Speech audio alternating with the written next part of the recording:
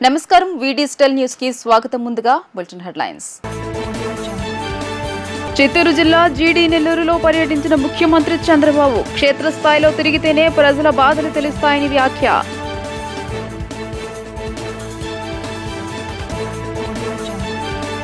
ఉన్నత విద్యాశాఖ అధికారులతో మంత్రి నారా లోకేష్ సమీక్ష ప్రతి అసెంబ్లీ నియోజకవర్గంలో ఒక మోడల్ స్కూల్ ఏర్పాటుకు చర్యలు చేపట్టాలని అధికారులకు ఆదేశం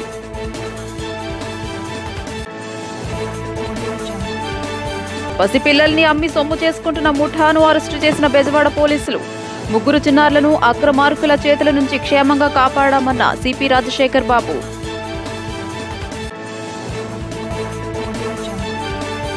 సంపద ఎలా సృష్టించాలో అనే దానిపై నిత్యం ఆలోచిస్తున్నామని సీఎం చంద్రబాబు అన్నారు. ఏసీ గదుల్లో కూర్చుంటే పేదల సమస్యలు కష్టాలు తెలియవని క్షేత్రస్థాయిలో తిరిగితేనే అధికారులకు ప్రజల బాధలు తెలుస్తాయని చెప్పారు. ఇప్పుడు ఎక్కడ చూసినా ప్రజల్లో ఆనందం కనిపిస్తోందని అన్నారు. గత 5 ఏళ్ల పాటు జనం ఎన్నో బాధలు పడ్డారని ఇప్పుడు 64 లక్షల మందికి పింఛన్లు అందిస్తున్నామని తెలియజేశారు. చిత్తూరు జిల్లా జీడీ నెల్లూరు పర్యటనలో భాగంగా నిర్వహించిన ప్రజావేదిక సభలో సీఎం చంద్రబాబు మాట్లాడుతూ దివ్యాంగుల పింఛన్లను 6,000 రూపాయలకు పెంచారు. 8 లక్షల మంది దివ్యాంగులకు పింఛన్లు ఇస్తున్నామని పేర్కొన్నారు. కిడ్నీ తలసేమియా రోగులకు 10,000 రూపాయలు, తీవ్ర వ్యాధులతో కదలలేని వారికి 15,000 రూపాయలు, ఏకంగా పింఛన్ల కోసం ఏటా 33,000 కోట్ల రూపాయలు ఖర్చు చేస్తున్నామని వెల్లడించారు. పింఛన్లు ఇంటికి వెళ్లే ఇవ్వాలని అధికారులకు చెప్పమన్న ఆయన పేదల జీవితాల్లో వెలుగులు రావాలని అదే తన ఆకాంక్ష అని పేర్కొన్నారు. గత 5 ఏళ్ల పాటు రాష్ట్రాన్ని విధ్వంసం చేశారని ప్రజలు వెంటనే తెలుసుకుని కూటమి ప్రభుత్వాన్ని తీసుకువచ్చారని తెలియజేశారు. గత 5 ఏళ్లు చేసిన విధ్వంసం తనకే అర్థం కావడం లేదన్న చంద్రబాబు ప్రతి నెల 1వ తేదీనే ఇంటికెళ్లి పింఛన్లు అందిస్తున్నామని తెలియజేశారు. చెప్పిన ప్రతి హామీ నిలబెట్టుకునేందుకు నిత్యం కృషి చేస్తున్నామన్నారు. మొదటి తారీఖు నేను ఎందుకు అందరినీ పొమ్మన్నానంటే మా ఎమ్మెల్యేలు, ఎంపీలని, ప్రజాప్రతినిధుల్ని, అధికార యంత్రాంగాన్ని, మా కలెక్టర్ని, జాయింట్ కలెక్టర్ని అందరిని వెళ్ళమన్నాను. వెళితే వాస్తవాలు తెలుస్తాయి. ఏసీ రూమ్ లో కూర్చుంటే మీ బాధలు, మీ కన్నీళ్లు తెలియవు. అందుకే ఈ రోజు అందరూ కూడా ఇక్కడికి వస్తున్నారు. వచ్చినప్పుడు వాస్తవాలు తెలిస్తే తదనుగుణంగా పనిచేసే పరిస్థితి వస్తుంది. అందుకే నేను ఇంకొక మాట కూడా చెప్తున్నా. ఈ రోజు నేను మా అధికార యంత్రాంగాన్ని, రాజకీయ నాయకుల్ని పూర్తిగా నమ్ముతున్నా. కానీ నేను వీళ్ళు కరెక్ట్ గా చేస్తున్నారా లేదా అని కూడా టెక్నాలజీలో చూసుకుంటున్నా. నేను పింఛన్ ఇమ్మన్నాను. పింఛన్ ఎక్కడిచ్చాడో 3వ కన్ను పెట్టి నేను ఎక్కడున్నా పర్యవేక్షిస్తున్నాను. అది టెక్నాలజీ. ఎవరైనా ఒక వ్యక్తి పింఛన్ ఇస్తే పింఛన్ ఏ సమయంలో ఇచ్చాడు, ఎక్కడిచ్చాడు, ఆ ఇంటి దగ్గర ఇచ్చాడా, లేకపోతే వీళ్ళింటికి రమ్మన్నాడా, లేకపోతే సెక్రటరీకి రమ్మన్నాడా అని మానిటర్ చేసే మెకానిజం పెట్టాను. ఈ రోజు నేను వచ్చిన కార్యక్రమం మీరు చూస్తే భారతదేశంలోనే ఎక్కడా ఇంత పెద్ద కార్యక్రమం లేదు. ప్రతి ఒక్క వ్యక్తి మీరు గుర్తుపెట్టుకోవాలి. దగ్గర 64 లక్షల మందికి మామూలుగా మీరు చాలా మందిని చూశారు. ఒకప్పుడు పింఛన్ 200, నేను 200ని 2,000 చేశాను. అది నాకు పేదల పట్లుండే ప్రేమ. గడచిన సంవత్సరం ముక్కుతూ మూలుగుతూ 5 ఏళ్లు 3,000 చేశారు. అది ఏడిపించి అప్పుడప్పుడు ఇచ్చేవారు. నేను వస్తానే చెప్పాను మీ అందరికీ 3,000, 4,000 చేస్తానని చెప్పి పెంచిన పింఛను కూడా ఏప్రిల్ నెల నుంచి ఇస్తానని చెప్పి మీకు ఇచ్చిన పార్టీ ఎన్డీఏ అని చెప్పి కూడా మీకు తెలియజేస్తున్నా. అదే మరి కొంతమంది సమాజంలో దివ్యాంగులు ఉంటారు. దేవుడు వాళ్ళ పట్ల సరిగా చూడకుండా కుంటిగానో, గుడ్డిగానో, లేకపోతే నడవలేకుండానో కొన్ని దివ్యాంగులుగా ఉండే పరిస్థితి, తెలివితేటలున్నాయి కానీ ఫ్రీగా తిరగలేని శక్తి. నేను ఒకప్పుడు 500 రూపాయల నుంచి 3,000 రూపాయలు చేసిన వ్యక్తి నేనే ఆ రోజు. మీరు గుర్తుపెట్టుకోవాలి. ఈ రోజు 3,000 నుంచి 6,000 చేశాను. అంటే 14 నుంచి ఈ రోజు వరకు 500 నుంచి 6,000 దివ్యాంగులకు ఇచ్చామంటే అది వాళ్ళ పైనుండి నాకు ప్రత్యేక అభిమానం అని చెప్పి కూడా నేను మీకు తెలియజేస్తున్నా. దేశంలోని అత్యుత్తమ ప్రమాణాలతో రాష్ట్రంలోని ప్రతి అసెంబ్లీలో నియోజకవర్గంలో ఒక మోడల్ స్కూల్ ఏర్పాటుకు చర్యలు చేపట్టాలని ఏపీ విద్యాశాఖ మంత్రి నారా లోకేష్ అధికారులను ఆదేశించారు. AP model of education GO 117కు ప్రత్యామ్నాయ ఏర్పాట్లపై ఈ నెల 3వ తేదీన శాసనసభ్యులతో వర్క్ షాప్ నిర్వహించాలని నిర్ణయం తీసుకున్నట్లు తెలియజేశారు. ఏపీ మోడల్ ఆఫ్ ఎడ్యుకేషన్లో భాగంగా learning excellence in Andhra Pradesh programme అమలుకు చేపట్టాల్సిన చర్యలు, ప్రణాళికలపై పాఠశాల విద్య, ఇంటర్మీడియట్, ఉన్నత విద్యాశాఖ అధికారులతో మంత్రి నారా లోకేష్ సమీక్ష సమావేశం నిర్వహించారు. ఉన్నత విద్యలో మార్పులు, ఎన్ఐఆర్ఎఫ్ ర్యాంకింగ్స్ మెరుగుదల తదితర అంశాలపై చర్చించేందుకు గవర్నర్ నేతృత్వంలో యూనివర్సిటీ వైస్ ఛాన్సలర్లతో త్వరలో సమావేశం ఏర్పాటు చేయాలని అధికారులను మంత్రి ఆదేశించారు. పీజీ ఫీజు రియంబర్స్మెంట్ పునరుద్ధరణకు చర్యలు చేపట్టాలని చెప్పారు. అమరావతిలో ఏఐ వర్సిటీ, స్పోర్ట్స్ వర్సిటీ పనులను వేగవంతం చేయాలని ఆయన ఆదేశించారు. పసిపిల్లల్ని అమ్మి సొమ్ము చేసుకుంటున్న ఘరానా లేడీ ముఠాను టాస్క్ ఫోర్స్ పోలీసులు అరెస్ట్ చేశారు. 7 శిశువులను విక్రయించిన క్రమంలో పోలీసులు చాకచక్యంగా ముఠాలోని కొందరు సభ్యులను పట్టుకున్నారు. 3 శిశువులను అమ్మేందుకు ప్రయత్నిస్తున్నట్లు వచ్చిన పక్కా సమాచారంతో పోలీసులు తనిఖీలు జరిపారు. 3 చిన్నారులను అక్రమార్కుల చేతిలో నుంచి క్షేమంగా కాపాడారు.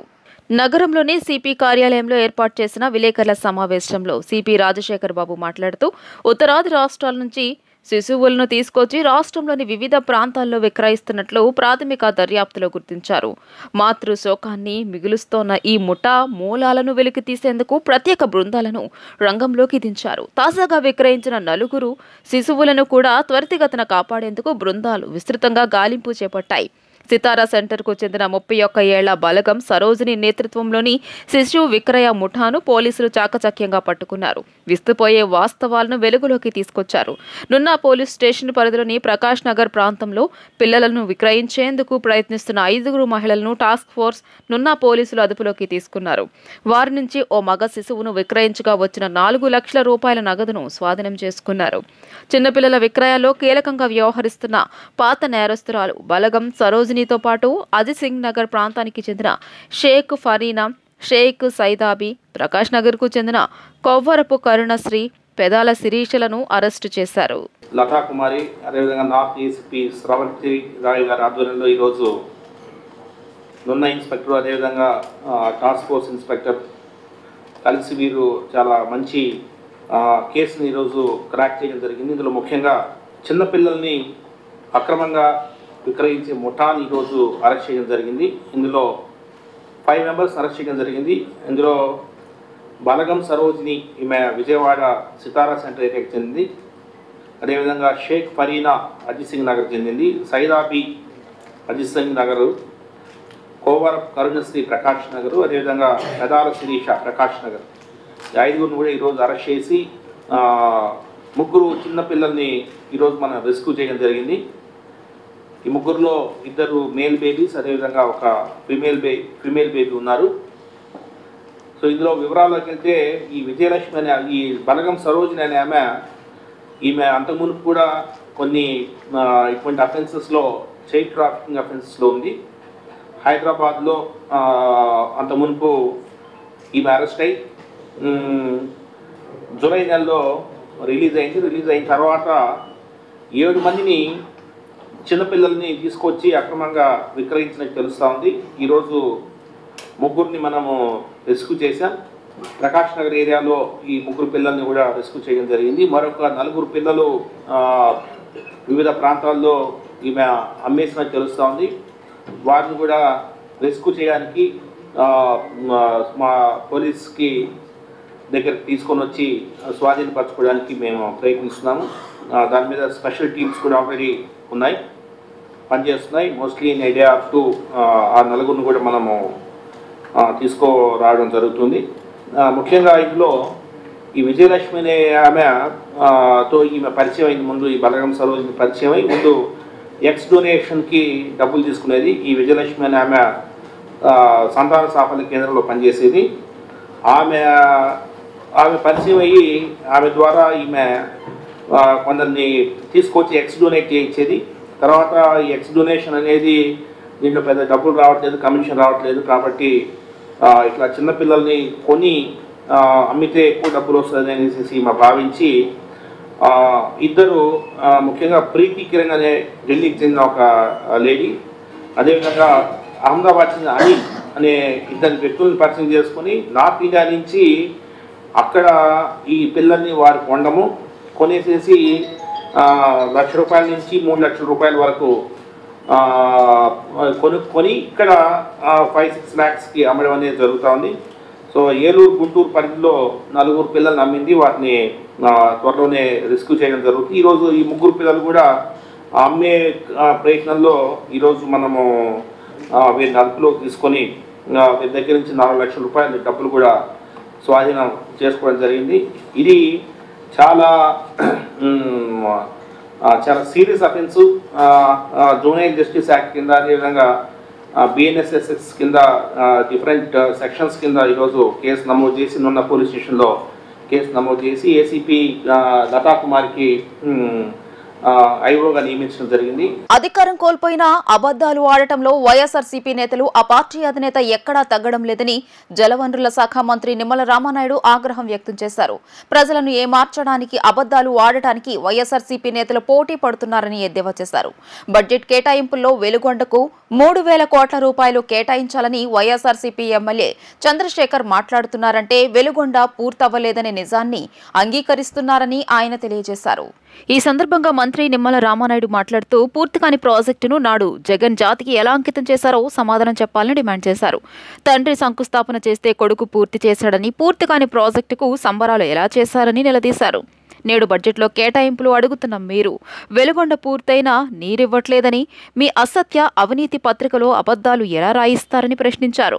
మీ అబద్దాలకు హద్దులు ఉండవు, కానీ కనీసం మాట్లాడే వాళ్ళకైనా అపారమైన జ్ఞాపక శక్తి ఉండాలని, లేకపోతే జగన్లానే అబాస్ పాలవుతారని హితవు పలికారు. పూర్తికాని ప్రాజెక్టును ప్రారంభించడానికి, జాతికి అంకితం చేయడానికి సిగ్గుందా అని మండిపడ్డారు. పూర్తికాని ప్రాజెక్టును పూర్తి చేసినట్లుగా జాతికి అంకితం అంటూ ప్రజలను మోసం చేసిన జగన్ ప్రకాశం జిల్లా ప్రజలకు బహిరంగ క్షమాపణ చెప్పాలని డిమాండ్ చేశారు. వెలుగొండపై చంద్రబాబు ప్రత్యేక శ్రద్ధ కనబరుస్తున్నారని తెలిపారు. Head regulator, tunnel lining, benching పనులు, ఫీడర్ కెనాల్ వాల్ పనులు, టన్నెల్లో చిక్కుకున్న టన్నెల్ బోరింగ్ మెషిన్ తొలగింపు పనులు అన్నీ పూర్తి చేస్తామన్నారు. 2026 జూలై కల్లా వెలుగొండ రిజర్వాయర్ను నింపి ఆయకట్టు రైతులకు నీరందించే లక్ష్యంతో పనిచేస్తామన్నారు. వైఎస్ఆర్సీపీ పార్టీలో జగన్మోహన్ రెడ్డి దగ్గర నుండి క్రింది స్థాయి నాయకుడి వరకు కూడా ఒకరిని మించి ఒకరు అబద్ధాలు ఆడడంలో పోటీ పడుతున్నటువంటి పరిస్థితి. నిన్న ఏదైతే బడ్జెట్ను ఉద్దేశించి శాసనసభ్యులు చంద్రశేఖర్ మాట్లాడుతున్నటువంటి మాటలను బట్టి మనందరికి కూడా అర్థమవుతున్నటువంటి పరిస్థితి.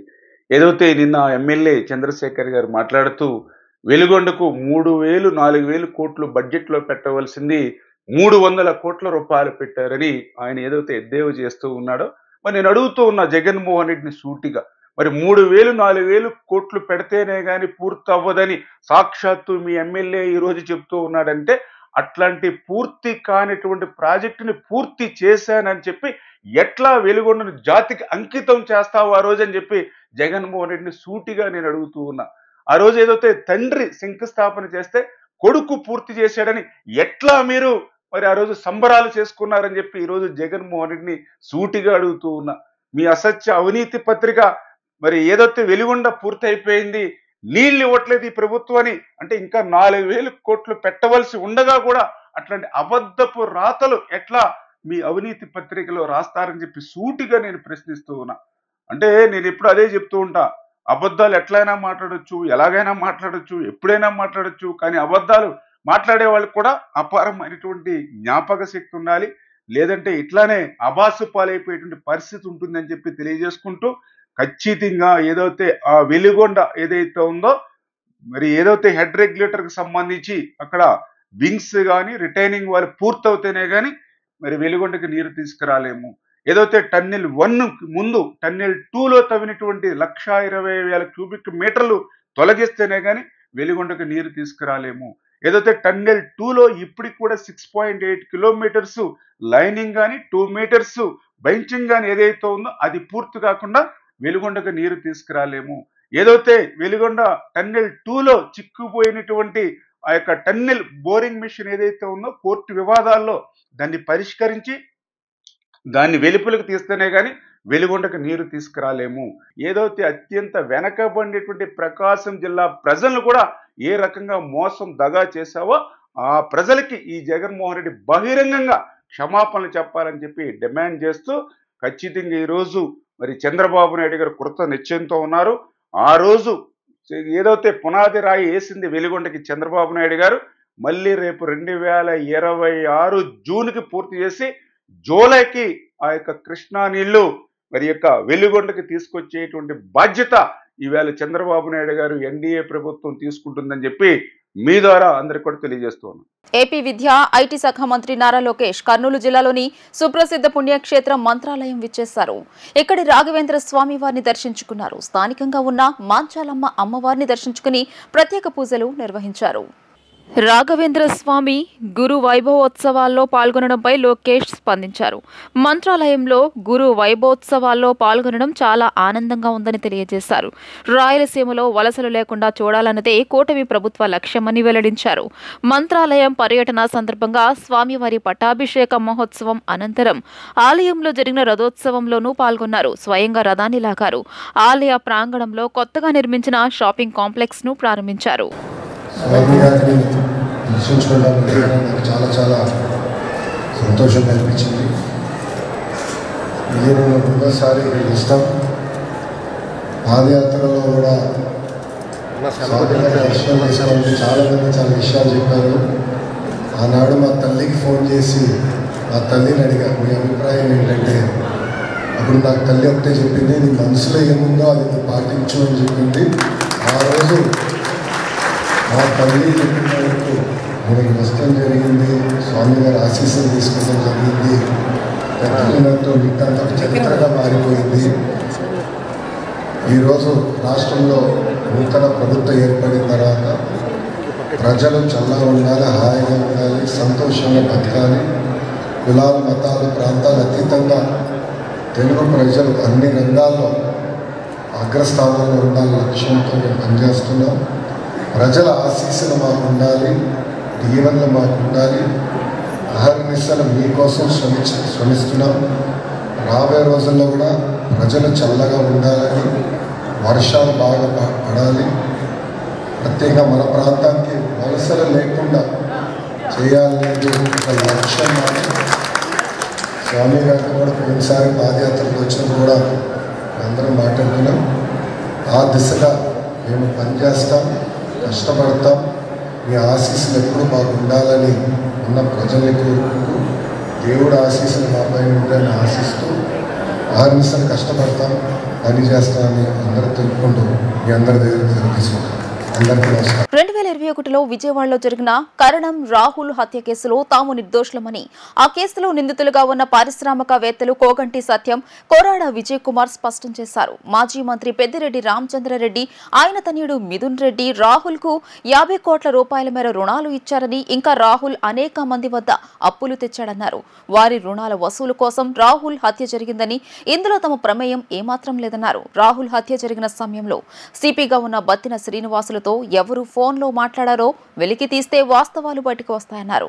ఈ కేసులో అప్పటి మంత్రి వెల్లంపల్లి శ్రీనివాస్ ద్వారా పెద్దిరెడ్డి సిపిపై ఒత్తిడి తెచ్చి ఎన్కౌంటర్ చేస్తామని బెదిరించి హంతకులతో తమ పేర్లు చెప్పించారని ఆరోపించారు. CM Chandrababu, deputy CM Pawan Kalyan, మంత్రి నారా లోకేష్ ఈ కేసును సిబిసిఐడితో విచారణ జరిపిస్తే వాస్తవాలు వెలుగు చూస్తాయన్నారు. నా పేరు కోగంటి సత్యం. మీకు ఎవరికి చెప్పాల్సిన అవసరం లేదు, కానీ చెప్తున్నాను. ఎందుకనంటే ఈ రాహుల్ అనే అతను మర్డర్ జరిగింది 2000.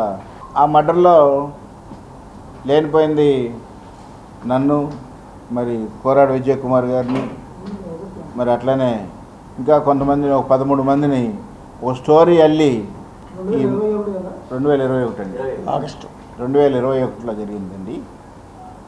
అయితే ఈ దీనికి మమ్మల్ని ఎందుకు ఇరికిచ్చారంటే, ఆ రోజున ప్రభుత్వం వైఎస్ఆర్ పార్టీ ప్రభుత్వం.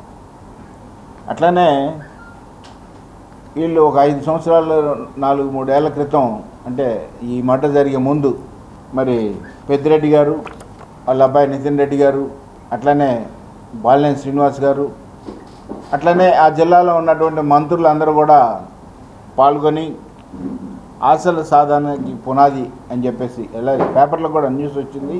మీరు పేపర్లు పరిశీలించినా కానీ మీకు కూడా తెలుస్తుంది. దీంట్లో దాచిపెట్టాల్సిన అవసరం లేదు.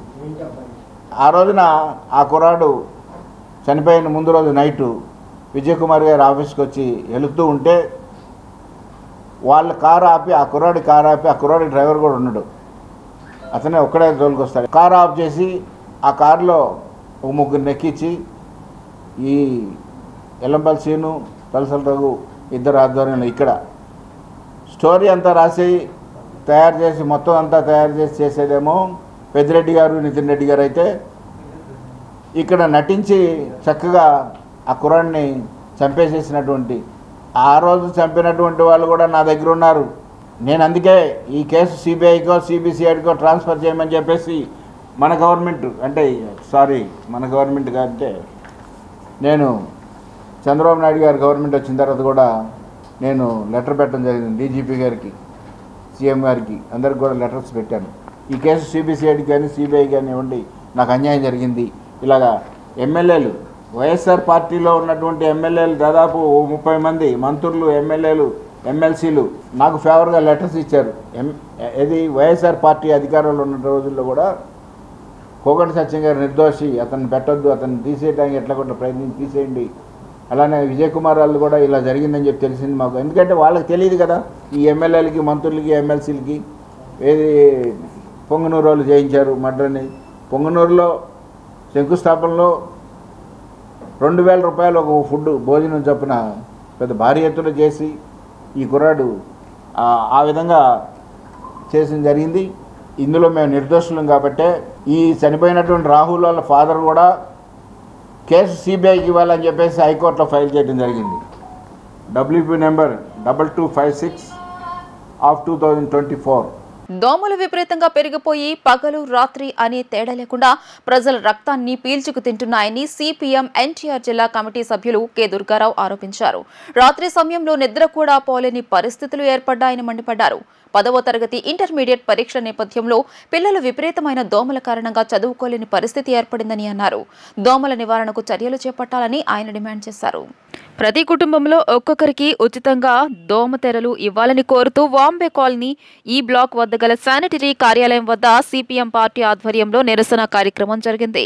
స్థానిక శానిటరీ ఇన్స్పెక్టర్ జైపాల్ కి సంతకాలతో కూడిన మెమోరండాన్ని అందజేశారు. ఈ సందర్భంగా సిపిఎం పార్టీ ఎన్టీఆర్ జిల్లా కమిటీ సభ్యులు కె దుర్గారావు మాట్లాడుతూ దోమకాటు కారణంగా ప్రజలు అనారోగ్యాలకు గురవడంతో పాటు వంటి నిండా దద్దుర్లు వస్తున్నాయని ఆవేదన వ్యక్తం చేశారు.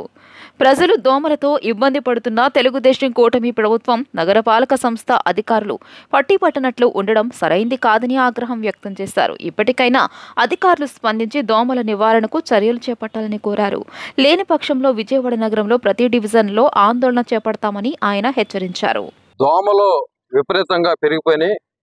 పగలు రాత్రి అని తేడా లేకుండా దోమకాటికి గురయ్యి ప్రజలు నిద్ర కూడా లేకుండా ఉన్న పరిస్థితి ఏర్పడింది. దాంతోపాటు ఈరోజు పరీక్షలు జరుగుతున్నాయి. పిల్లలు చదువుకోవాలంటే దోమల కాటుతో చదువుకోలేని పరిస్థితుల్లో అనారోగ్యానికి గురే పరిస్థితి ఏర్పడుతుంది. గతంలో సైడ్ కాలువలో ఎమ్మెల్యేలు బయటే కాయలు కొట్టేవాళ్ళు, కానీ ఇప్పుడు ఏ ఆయిల్ కొడుతున్నారో కూడా తెలియట్లా. సైడ్ కాలువల్లో దోమల పొగ మందు కొట్టడం వల్ల దోమలు వేసి ఇళ్లలోకి వెళ్ళి దోమలు పెరుగుతున్నాయి తప్ప దోమ ఎక్కడ కూడా తగ్గే పరిస్థితి లేదు. దాంతోపాటు ఇవాళ దోమగాడితో ఇవాళ ప్రజలు అనారోగ్యానికి గురయ్యి హాస్పిటల్ పాలు అవుతున్నారు. అయినా అధికారులు, పాలకపక్షం ఎటువంటి పరిస్థితుల్లో కూడా దోమల్ని నివారణకి చర్యలు చేపట్టే పరిస్థితి కనబట్టలేదు. దాంతోపాటు ఇవాళ ధరలు విపరీతంగా పెరిగిపోయి ప్రజలు ఇప్పటికే బాధపడుతుంటే ఇవాళ దోమల చక్రాలకి, ఇవాళ గుడ్ నైట్కి, అలాగే అగరబత్తులకి డబ్బులు వందల రూపాయలు ఖర్చు పెట్టాల్సిన పరిస్థితి ఈరోజు ఏర్పడుతుంది. అందుకే ఇప్పటికైనా ప్రభుత్వం, కార్పొరేషన్ అధికారులు దోమల నివారణకి చర్యలు చేపట్టాలి. అలాగే ఇవాళ విజయవాడ నగరంలో మురికి కూపాలుగా ఉన్నాయి. దాంట్లో ఆయిల్ బాల్ చేసేవాళ్ళు ఇవాళ ఆయిల్ బాల్ చేసే పరిస్థితి లేదు. సిబ్బందిని ప్రత్యేకించి కేటాయించి ఇవాళ ప్రత్యేకించి దోమల నివారణకి బడ్జెట్ కేటాయించి దోమల నివారణకి చర్యలు చేపట్టాలి. లేని పక్షంలో విజయవాడ నగరంలో సిపిఎం పార్టీగా అన్ని డివిజన్లో ఆందోళన చేపట్టి నగరవ్యాప్త ఉద్యమంగా దీన్ని చేపడతామని చెప్పేసి అనేది ప్రభుత్వ అధికారులని, కార్పొరేషన్ అధికారులని సిపిఎం పార్టీగా హెచ్చరిక చేస్తున్నాం. దాంట్లో భాగంగానే ఈరోజు వాంబే కాలనీ 60 డివిజన్లో శానిటరీ ఆఫీస్ వద్ద ధర్నా నిర్వహించి శానిటరీ ఇన్స్పెక్టర్ గారికి రిప్రజెంటేషన్ ఇచ్చాం. పాలకులు ఇప్పటికైనా స్పందించి ఇవాళ దోమల నివారణకి చర్యలు చేపట్టాలని చెప్పి ఈ సందర్భంగా కోరుతున్నాం. ఈరోజు దోమల నివారణ చర్య చేపట్టాలని చెప్పి ఈ శానిటరీ ఆఫీస్ ముందు ధర్నా నిర్వహించడం జరిగింది. ఇప్పటికే పిల్లలు ఎగ్జామ్స్ జరుగుతూ ఉన్నాయి. వాళ్ళు చదువుకోవాలన్నా చాలా ఇబ్బంది పడతా ఉన్నారు. కనుక ఇప్పటికైనా అధికారులు స్పందించి ముందుగా సైడ్ కాలువలో రెగ్యులర్గా దోమల మందు కొడుతూ దోమల నివారణ చర్య చేపట్టాలని, అట్లాగే ప్రతి కుటుంబానికి ఒక దోమతెర ఇవ్వాలని చెప్పి సిపిఎం పార్టీగా మేము డిమాండ్ చేస్తా ఉన్నాం. నోరుంది కదా అని తమ పార్టీ అధినేత పవన్ కళ్యాణ్ పై ఇష్టం వచ్చినట్లు మాట్లాడితే సహించేదే లేదని, అలా మాట్లాడినందుకే ఒక వ్యక్తి జైల్లో ఉన్నారని జనసేన పీఏసీ చైర్మన్ మంత్రి నాదెండ్ల మనోహర్ హెచ్చరించారు. 100% సెక్రటేరియట్తో గెలిచిన తర్వాత నిర్వహిస్తున్న మొదటి సభ కావడంతో యావత్ దేశం చూపు పిఠాపురం సభపై ఉందని, దీన్ని విజయవంతం చేయాలని పిలుపునిచ్చారు. కాకినాడ జిల్లా పిఠాపురం మండలం చిత్రాలలో జనసేన ఆవిర్భావ సభ ఈ నెల 14న నిర్వహించనున్నారు. సభా వేదిక ఏర్పాటుకు భూమి పూజ చేశారు. అంతకుముందు కాకినాడ కుళాయి చెరువు కళాక్షేత్రంలో జనసేన పార్టీ ఆవిర్భావ సభ సన్నాహక సమావేశంలో పోస్టర్ను ఆవిష్కరించారు. ఈ సందర్భంగా నాదెండ్ల మాట్లాడుతూ సభ నిర్వహణకు 14 కమిటీలు వేశామని, ఒకరితో ఒకరు సమన్వయం చేసుకోవాలని సూచించారు. పవన్ కళ్యాణ్ ప్రజాదరణను ఓర్చుకోలేక ఆయన్ను దూషించడం కొందరికి ఫ్యాషన్ అయిపోయిందని, ఇప్పుడు ఎమ్మెల్సీగా వ్యవహరిస్తున్న వ్యక్తి కూడా ఎలా వ్యవహరిస్తున్నారో చూస్తున్నామని పరోక్షంగా ఎమ్మెల్సీ దువ్వాడ శ్రీనివాస్ను ఉద్దేశించి వ్యాఖ్యానించారు. అతడికి కూడా అదే గతి పడుతుందని హెచ్చరించారు. 2014లో జనసేన స్థాపించినప్పటి నుంచి పవన్ సొంత రెక్కలతో పార్టీని ముందుకు నడిపారన్నారు. ఆయన ఎప్పుడు రాజకీయ లబ్ధి కోసం పనిచేయలేదని, మానవత్వం నిజాయితీతో కూడిన ప్రయాణం మాత్రమే చేశారని, ఆయన్ను విమర్శించే హక్కు ఎవరికీ లేదన్నారు. అధినేత పవన్ కళ్యాణ్ కు ఎవరైనా కించపరిచేలా మాట్లాడితే జన సైనికులు, వీర మహిళలు ఖండించాలన్నారు. దానికి ప్రజలు ఆమోదించే భాషనే ఉపయోగించాలని సూచించారు. జనసేన పార్టీ అనేది కేవలం రాజకీయ లబ్ధి కోసం స్థాపించిన పార్టీ కాదు. మానవత్వం కోసం, నిజాయితీ కోసం, రాజకీయాల్లో ఒక విలువైన ప్రయాణం చేయాలనే ఆలోచనతో ఆ ప్రయాణంలో భాగంగా యువతకు ఒక అద్భుతమైన భవిష్యత్తు కల్పించాలి. దేశంలో మనందరం కూడా ఒక మార్పు కోరుకుంటున్నాం. ఆ మార్పు అంటే ఈ విధంగా ఉంటుందని ఒక నాయకత్వం సిద్ధం చేయాలని పవన్ కళ్యాణ్ గారు చేసిన ఈ కష్టమైన ప్రయాణాన్ని మనందరం కూడా ఒక అద్భుతమైన కార్యక్రమం ద్వారా మనం తెలుపుకోవాలి. ఆవిర్భావ దినోత్సవం, ప్రత్యేకంగా ఈ పర్టికులర్ ఆవిర్భావ దినోత్సవం పిఠాపురంలో మనం నిర్వహించుకోబోయేది అది మనది కాదు. అది కేవలం ఎవరైతే కష్టపడి జెండా మోసి పవన్ కళ్యాణ్ గారి గెలుపు కోసం, జనసేన పార్టీ గెలుపు కోసం అహర్నిశలు కృషి చేశారో వాళ్ళ గుర్తింపు కోసం ఒక పండుగ వాతావరణం తీసుకొచ్చే విధంగా ఒక సెలబ్రేషన్ చేసుకోవాల్సిన సందర్భం. It is about recognising the hard work and sacrifices of all our జన సైనిక్స్ అండ్ వీర మహిళస్, and it is a moment of celebration. ఒక అద్భుతమైన విజయం సాధించాం. దేశ చరిత్రలోనే ఏ రాజకీయ పార్టీ సాధించని విధంగా ఒక గొప్ప కార్యక్రమం ద్వారా ఎన్నో పోరాటాలు చేసి ప్రజల పక్షాన్ని నిలబడి ప్రభుత్వం అవలంబిస్తున్న తీరుని, ప్రజా వ్యతిరేకత విధానాలని ప్రశ్నిస్తూ ఒక అద్భుతమైన కార్యక్రమాలు చేసుకుంటూ మనం ముందుకు వచ్చాం. ఇదే కాకినాడలో ఆ రోజు ఎన్నికైన ద్వారాపూడి చంద్రశేఖర్ రెడ్డి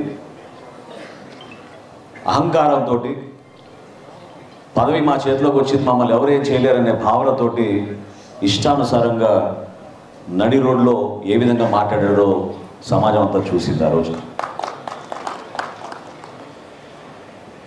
ఆ మాటలు వారి అహంకారానికి, క్షేత్రస్థాయిలో ఉన్న వాస్తవాలకి విరుద్ధంగా పదవి అనేది శాశ్వతం అనుకుని ఊహించుకుని మాట్లాడిన మాటలు.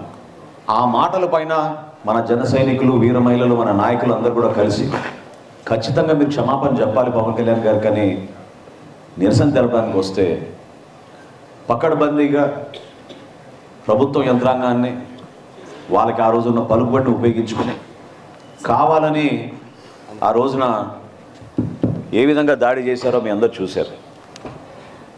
ఎంతోమంది మన వీర మహిళలకి గాయాలైనాయి. చాలామంది నాయకులు ఆ రోజు అరెస్ట్ అయ్యారు, కేసులు పెట్టించారు. ఈ రోజుకి కూడా కోర్టుల చుట్టూ తిరుగుతున్నారు మన నాయకులు. వార్తలు ముగించే ముందు హెడ్లైన్స్ మరోసారి. చిత్తూరు జిల్లా జీడీ నెల్లూరులో పర్యటించిన ముఖ్యమంత్రి చంద్రబాబు, క్షేత్రస్థాయిలో తిరిగితేనే ప్రజల బాధలు తెలుస్తాయని వ్యాఖ్య.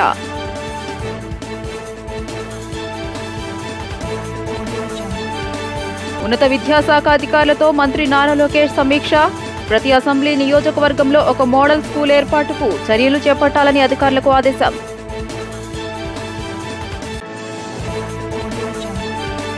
పసిపిల్లల్ని అమ్మి సొమ్ము చేసుకుంటున్న ముఠాను అరెస్టు చేసిన బెజవాడ పోలీసులు.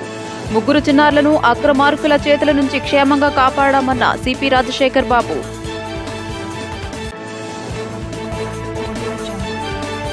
ఈ వార్తలు ఇంతటితో సమాప్తం. నమస్కారం.